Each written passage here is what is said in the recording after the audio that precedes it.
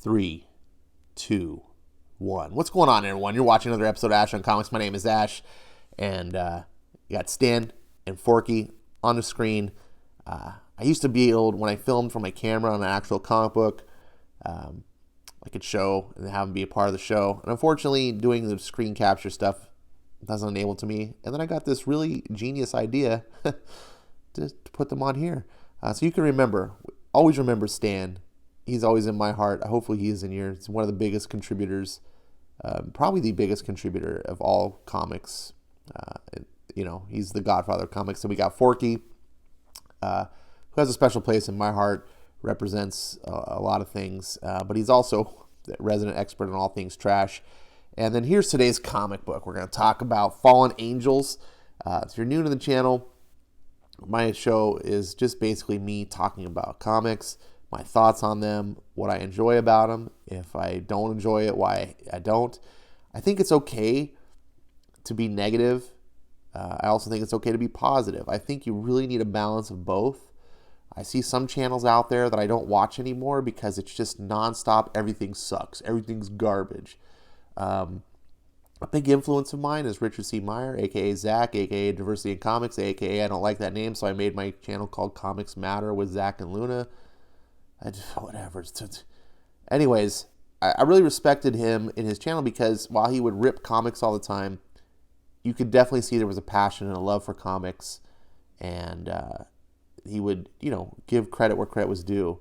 His tastes don't perfectly emulate mine by any way, shape, or form, but I respect what he does, and I respect other people's opinions. I'm not the kind of person that wants to just listen to people echo my thoughts. I can get that. Sometimes it's reassuring to listen to people who think the way you do, because it makes you feel good about your own thoughts. Like, they're saying exactly what I want to say. It makes you feel like you have a voice. But it's really healthy, I think, to listen to differing opinions. Even if you walk away still differing, hopefully you heard the opinions and the thoughts. Hopefully it challenged how you thought about things. Sometimes hearing differing opinions is beneficial because it does change your mind, but it can be equally beneficial because it helps you have a stronger, thoughts on your existing opinion. Anyways, you didn't come here to listen to me babble about that. You wanted to talk about Fallen Angels. This is a surprising book to me. One thing I'm going to get off of my chest. Number one, this cover doesn't happen. Number two, I hate when they use a different cover artist than the interior artist. Let the interior artist do the cover. If the interior artist isn't good enough to draw a cover of your comic, they're not good enough to draw your comic. Okay? The only kind of exceptions to that I'll accept is when you want like a special painted art. It's like, you're going to get Alex Ross to do your cover or something. Dave Dorman is an old favorite of mine. He doesn't really seem to do comics anymore. He used to be the big name. Things like that I can understand. But if it's just a regular penciler doing, it's just because this art is not indicative of the style of art that's inside the book, which is this. If you saw my first video on issue number 1, you'll know that I hated the art. I do not like Simon Kudransky. I really do not. However, the art has grown on me. I dislike the art substantially less in this issue than I did in the first one. Here we see what can only be assumed as Psylocke, and I say assumed because it's never really confirmed. It's heavily implied that this is Psylocke, but there's sort of that room of like, this could be someone else. And unfortunately, Kudransky's art is not solid enough to where I can recognize certain characters all times. That was the problem in the first issue. So we see this man talking to her, and I'm just going to go off the presumption that it is Psylocke. And he's talking to her, and he's like, look, I can make my escape. She's like, she tells him, you have everything in order, da-da-da-da. You got to burn all your links here. You can't leave. He's like, I have no one. I'm alone. He says, I believe you. You want to be free. And she takes his whiskey glass from him. So this is a man who's in trouble. He's betrayed the clan. And he's trying to get out. And she says, steady, close your eyes. And then she smashes the whiskey glass on his face, and he's like, my eye! She leaps behind him and stabs him through the back with her sword. People like us never get free, not until we die.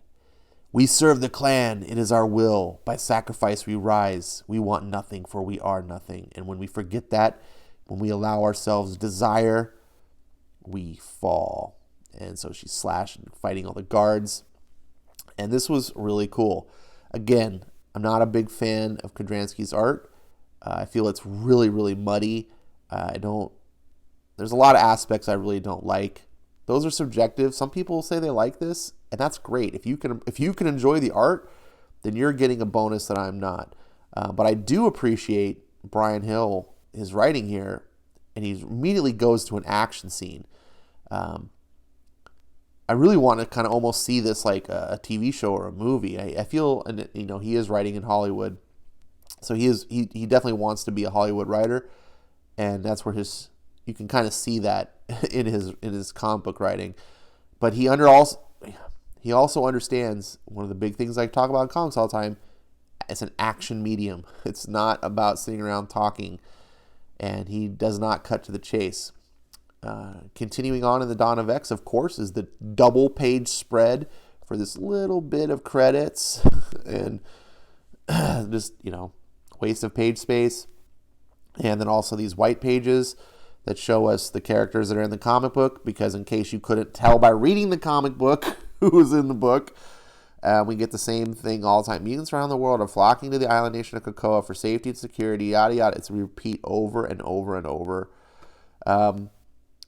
So we're back on Krakoa. What we just saw before was a flashback scene.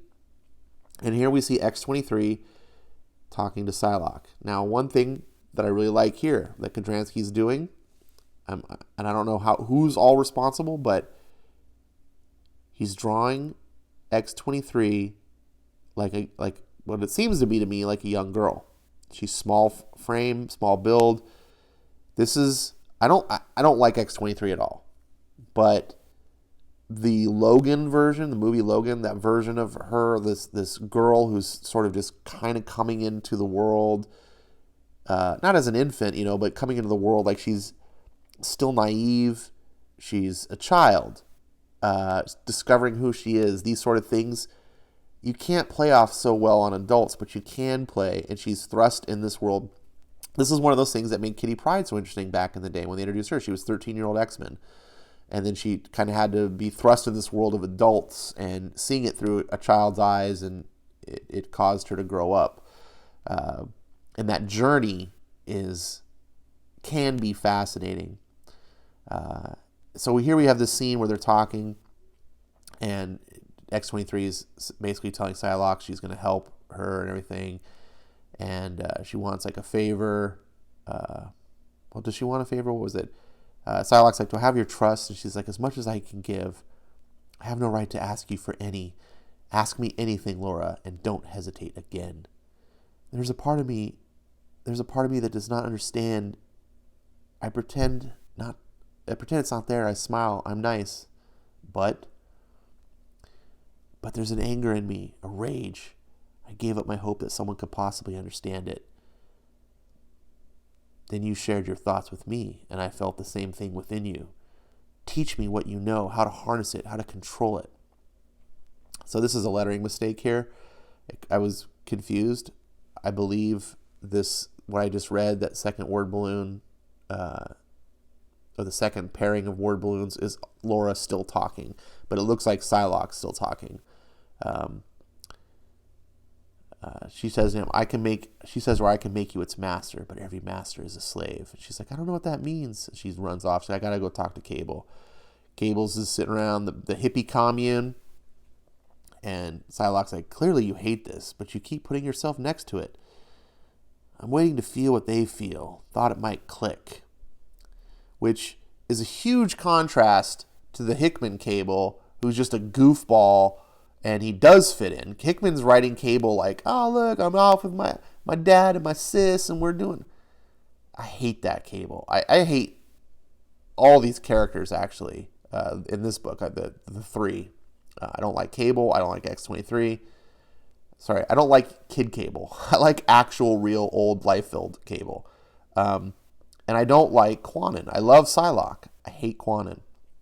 But as a testimony of this book, is that Bryan Hill took a book with 3 characters that I despise, that I don't want to read about, and he's made it probably the most fascinating, the most interesting book of the entire Dawn of X series.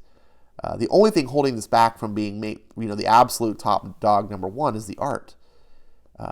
If this art had like the X-Force artist doing it, if Pepe Larraz was doing this, but it doesn't. That being said, Kodransky's growing on me. I feel like this issue is leaps and bounds above the previous issue, and if he keeps getting better over a course of time, it could really grow on me and he could really fit into this book. One thing I do like is his atmosphere. He draws everything very dark. It's very seedy, and it fits the tone of this book. So Cable talks to her. He's like, he says, I thought it might click. If it did, I'd be able to let things go, let the wars not matter, but they still do. I looked to Overclock and I found something. Quanon responds back, found what? Sal Mateus. It's on fire, Psylocke. Don't ask me how I know about this place. Just trust that I know. Slave labor, the whole village forced to work, especially the children, because they have the smallest fingers. It's an Overclock cartel. Help me destroy it. Take Laura with us. I don't know you, Psylocke, but we hate the same thing. I had a contact in that village. That contact is dead. You know what that makes me want to do? Psylocke responds, that's not enough, Cable. It's the truth. I'm sure it is, but every time we leave Krakoa, we risk it turning against us. Why do you risk Krakoa turning against you? I thought this was a very enlightening little moment. Because I have this big theory that Krakoa is one of the main villains of the whole thing. Why would you worry about Krakoa? That doesn't sound like an idyllic, socialist utopia that's been made out to be with the X-Men. You risk turning it against you. I'm sorry about your friend, but when we leave this place, it has to be to find Apoth, not his works. And you see just Cable grimacing. They are suffering. We can help them. And then you just see Psylocke's kind of, sad eyes. We could, but we won't. And Cable's not deterred. Then I'll go alone. You can stay here and dance. Psylocke, nothing I like seeing less than someone not having a good time. Dazzler? Psylocke's still your name, yeah? So Dazzler confronts her and it's like, hey, you can find joy and, let yourself be happy, essentially, is what she's saying. And this was a moment for Psylocke to realize this isn't for me. She says, joy doesn't make everyone happy. And yes, I could use a friend. Psylocke had said it looks like he could use a friend. And that's when she realizes she could use a friend. That she means Cable. When we desire, we fall. Then we get this whole thing about the hand. I don't know if this is Bryan Hill's creation or if they pulled it out of some Marvel archives, but the way of the hand is found in death, blah, blah. It's really wordy. It's a big wall of text. You can read it yourself in the book. I didn't find anything really enlightening about it. It just felt very thematic. It just felt more like just atmosphere. And then there's another part which I felt kind of redundant. I felt like this is all we really needed. This little more condensed slogan. A wasp does not consider the pain of its sting. A snake does not consider the grief of the mouse. The one cannot consider the fate of the world. The world has already fallen. The world, as must the one also be, is already dead. So we go Japan then. So we got a flashback. We see this little car driving. And this is the atmospheric parts that I really like to Kodransky. I know he's using a lot of Photoshop stuff here, which kind of bothers me. This background is all, I strongly believe this to be sort of like pictured buildings just kind of painted over. But whatever. It's all digital art. It looks fine. I really liked the car, the bullets bouncing off, the colors. It's very atmospheric. Then the car crashes into the pole. See the camera pull back. And this is where Bryan Hill, you can tell, he thinks like a filmmaker. Then we look inside the car. No, no, no. Then the assassins who are chasing her are coming up. They got guns pulled. And then one gets their arm chopped off. And then, stabbed through the chest. Then another one's head's cut off. Then the hand reaching in. You're safe now, doctor. But you need to come with me. And she says to this woman at this boat, this is Psylocke. And this is why, why I'm presuming it's Psylocke. But you can see the look. It doesn't look... This is pre-Psylocke Quanon, maybe? I'm pretty sure it is. Again, it's not confirmed. It's just heavily implied. I killed your husband, as I have been instructed to kill you, but I won't. Your husband lied to protect you and the child you carry. He died well. You and your child should not have to. Hate me, but leave Japan. The boat will take you to China. From there you go as far as possible. Blah, blah. Here's some money. And the woman looks back. Why are you helping me? And she responds, because I touched his mind and I felt how much he loved you. And I know me just expressing this and reading it to you is probably not emotional, but as I was reading the book and seeing this all play out and, just absorbed in my thoughts, this really hit me. That was a really good character moment because it continues. As she's walking away, we get a narration. They found her. They tortured and killed her. And the child inside her. She never told them about me and how I failed to keep her alive. I am a child begging for porridge. I have no mother, but a woman wraps me in cloth. I am a worm wrapped in silk, waiting for a morning I can fly when I will be free of myself. It's a butterfly reference. And so we see that she's talking to Mr. Sinister, and she's talking about butterflies and how for Elizabeth, a butterfly was a thing of beauty. It was like, oh, pretty thing. And she's like, she never knew what it meant to me. I said I hated them, the symbol of them, but I lied. So what is the truth? She says, I hated that we had anything in common. I hated that it might have been destiny that put her inside of me. 2 butterflies in one body. In 2 issues, scratch that, 1 issue, this is the issue that only matters. Bryan Hill is adding a mythology to Quanon that's making me go, wow, this character I hate, I actually am starting to like. The idea of putting the symbology of her being a butterfly cocoon and everything, I love this. I love that we're seeing this character. He's trying to make something of her. She says, I keep the butterfly so I can make it mean something else. You want redemption? Perhaps later I'll explain why that's so foolish, says Mr. Sinister. But consider me an ally. And so he talks to her. Meanwhile, back at Cable's safe house, X-23 and Cable, he's going to go on his mission by himself. And then we see off camera, Psylocke, your information, do you trust it as much as you trust yours? Then take me to your hell. Elizabeth Braddock was the hero. I was the shell. I can teach you about war, Cable. And I can teach you about rage. She's directing at X-23. But goodness, I'll have to learn from both of you. We'll leave tonight.